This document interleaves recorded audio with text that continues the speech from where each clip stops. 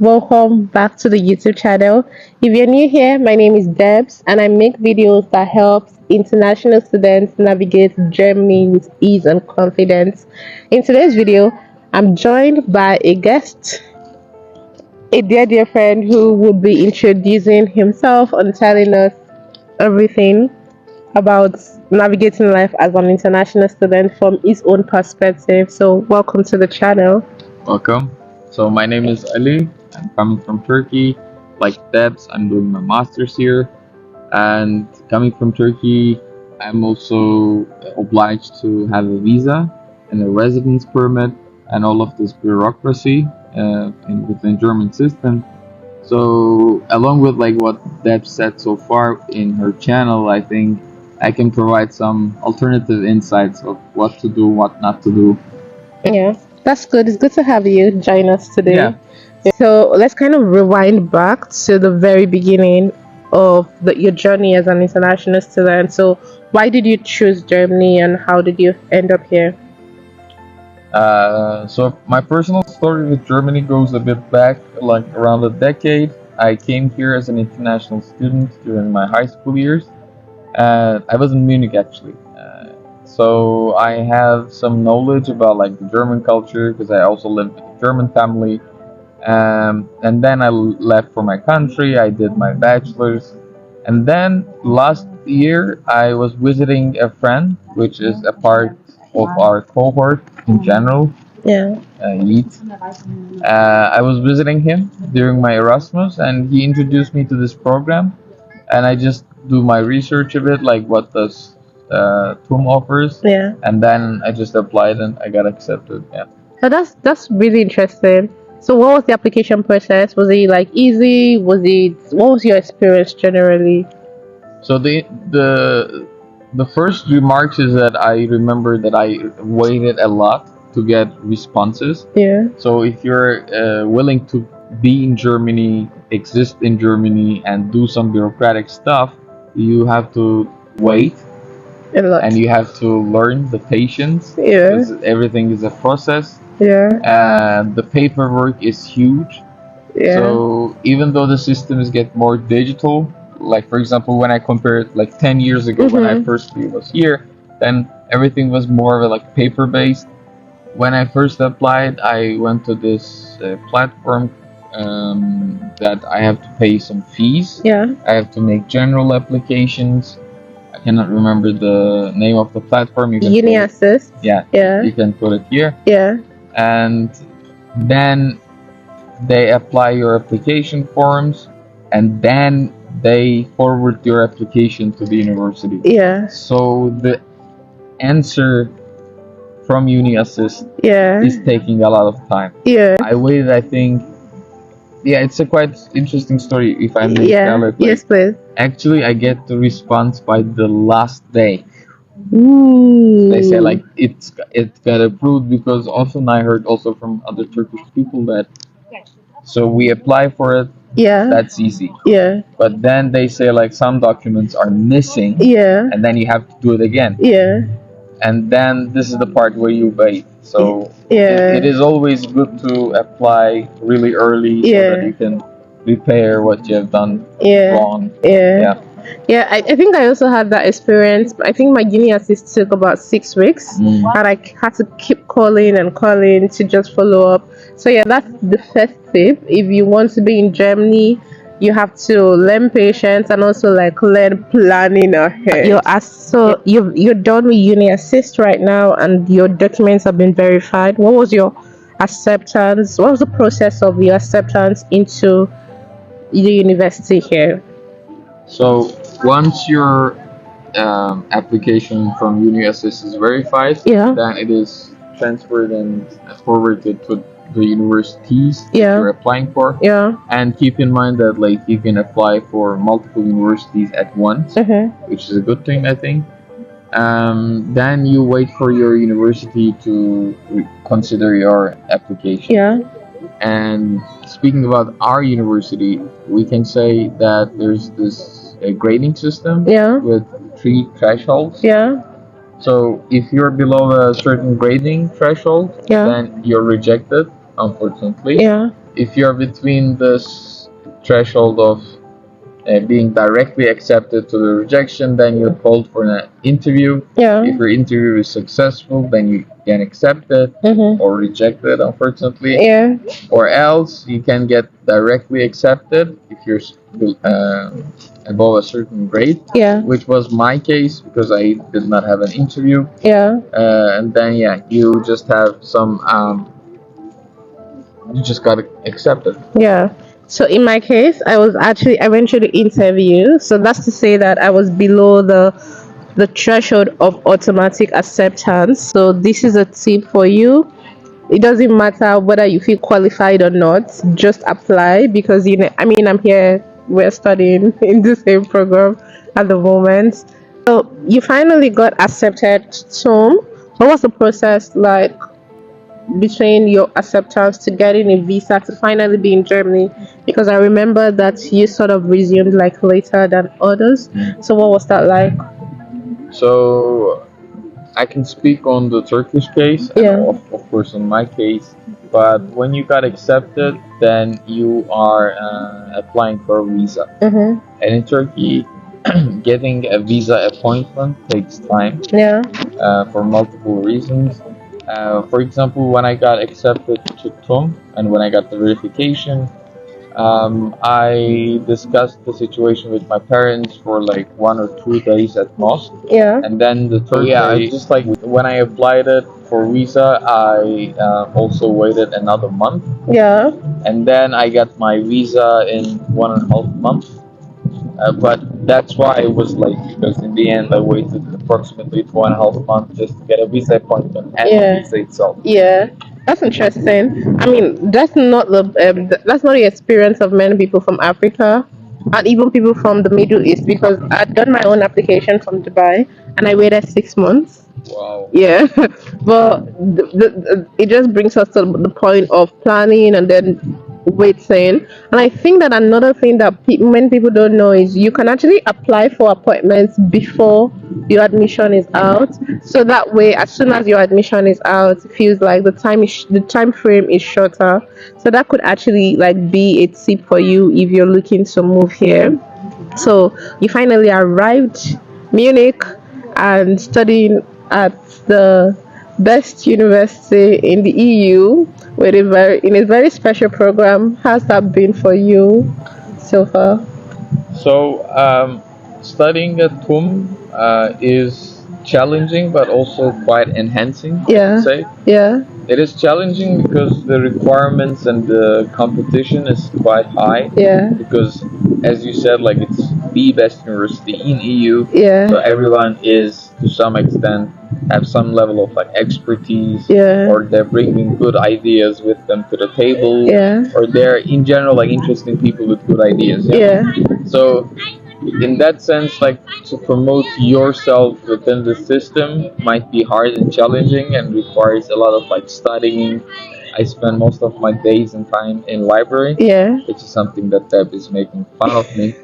But also like this competition and being with the best people and being with the best professors actually Yeah. is a good opportunity because you are enhanced by the professor's answers, the way of teaching, Yeah.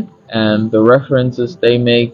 Even just like when they mention some things in between, you get a good idea and says, like, "Wow, this is interesting." Yeah. So, as one of my professors said in my bachelor university, there are a lot of like aha moments when Yeah. you're studying in a good university. Yeah, I agree totally. So, why this might not be a tip, this might be a benefit actually. The fact that studying education in Germany is very world class and the process is very meticulous. So, it means that you're studying with the best of the best. In our cohorts, for example, like when we gather in class and we have like our conversations, I feel like every part of the world is basically represented technically, and people from like South America, North America, Africa, Asia, Europe also, we like share ideas, and I'm like, this is global. Yeah. So like you get to like experience and be part of the world in a new way, and I think that is beautiful to experience. My next question is basically, if someone who's studying their process right now as an international student, given your experience in the last 1 year, what would be your advice or your tip for them off the top of your head? I think it would be great to plan things ahead. So when you're studying in Germany, you have to understand, I'm talking about the university level, of course, like the system is different. So don't think your bachelor's, master's, or PhD in Germany like your home country study or like an American university study. The system is different. So I would definitely advise to know what you're studying, how the teaching is, and how the assignments or the expectations are, so that you can get prepared, do your planning, and adjust your mindset and like mentality to the German education system. Yeah, I really think that what you just shared is very, very important. And it's not just about even like in life generally, about like thinking from starting from the end, thinking from the end, and then re-engineering back to the beginning, like figuring out what you need to do and how you need to get there. Speaking of that, I would ask. So, as a young person yourself who is getting an international education, how do you think this will play like a role in the big picture of your life? Professionally or Yeah, like what is personally, professionally, like what is next for you after now? I'd say. I mean, so you, so in the professional and academic sense, I can Mm-hmm. share some insights. Yeah. So the European academic circle is quite works like a spiral. It is super interconnected inside, but it is less connected or less universal, less global per se than the American system or the Asian universities. Yeah. Meaning that if you are willing to stay in Europe and if you want to pursue your like PhD, for example, after your master's, Yeah. it's really a good way to be in Germany, Italy, whatsoever, Yeah. because you have the chance to jump from one university to the other. Mm-hmm. And I think this is one aspect many people miss, because many European scholars Yeah. are super interconnected. Yeah. So either they know each other from conferences, they're friends, they worked in same universities at one point of their life. Yeah. So it is easy, for example, for me, if I want to continue in Europe, Yeah. to stay in Europe Yeah. since I'm in TUM. Yeah. I mean, I have some, I don't know, I'm in a segue either to stay in Europe or not. Yeah. But that being said, I think I'm gonna continue with the scholarly way. Yeah. On the personal side, I think, as you said, like Germany is an interesting experience itself, because when you think about it, it is more of a international experience. Yeah. If you limit yourself with your cohort, Yeah. because for example, right now I'm thinking about the places to study that I never considered before. Yeah. Like, should I do my PhD in Australia, Yeah. or maybe in New Zealand or Yeah. Canada, Yeah. or maybe in Latin America, Yeah. or some places in Europe that I never imagined, like Spain.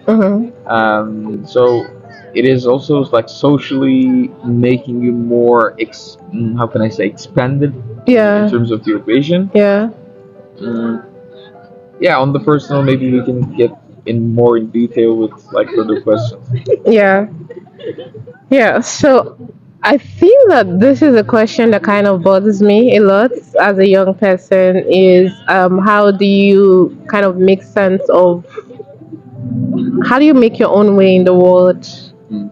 Right. So like this is kind of tied to education. Why did you choose to study what you're studying, and how does this like apply to the who that you are now or the who you're going to be? So like basically, how you finding the world? Basically, I'd say. I think, I mean, this is a great question, because just before the video we had this conversation that in some like old philosophical Chinese scripts, either than asking like we do in the Western languages, like who are you, Yeah. they ask like which you are you now. Yeah. So I think like the question and the answer always change for me. Yeah. Since now I'm in a more scholarly mindset, Yeah. I feel like I chose with like more scholarly ambition. Yeah. But having like international friends like you, Yeah. I'm also thinking about like why to limit myself with this or that, or why even with academia, Yeah. which is something that I consider a lot. So in that sense, I mean, I cannot give an absolute answer. Yeah. Probably if you shoot this video in 6 months, I Yeah. would do something totally different. Yeah. But yeah, just like I'm just trying to find my way by surviving the day. Yeah, that's actually the biggest thing. Find your way by surviving the day and do the work that you have in front of you at the moment. Yeah, with that being said, I think that we've kind of come to the close of the video. Do you have anything to share before we close? Yeah, I can say. So if you are feeling anxious about like being in a foreign country or applying for a program that you have no background in, like I do, uh, then just do it. Because instead of like, even though we said like planning and seeking the future in a projection way is good, also like randomness and contingency are good things. Yeah. Because from what you're not expected, always good things are also coming Yeah. into life. And I mean, while you're preparing your studies and professional pursuit, it is always to keep some gap Yeah. for creativity and let the life go through. And serendipity. Yeah. So guys, you've heard Ali. Thank you so much. You guys say thank you to Ali in the comment section. Thank you so much for coming on the channel, and I'm so proud of you as a friend, as a scholar. Or should I say becoming scholar? Yeah, wanna be scholar. Want to be scholar. I'm so proud of you on how you handle like your academics and talk about the concepts in class. I must have said it to you, but I'm so proud of like, and I'm happy to exist in a space where you actually do exist. So I'm blushing, you don't see it, but I'm blushing. yeah, thank you so much for coming on the channel. I wish you well in all of your endeavors. Thank you for having me.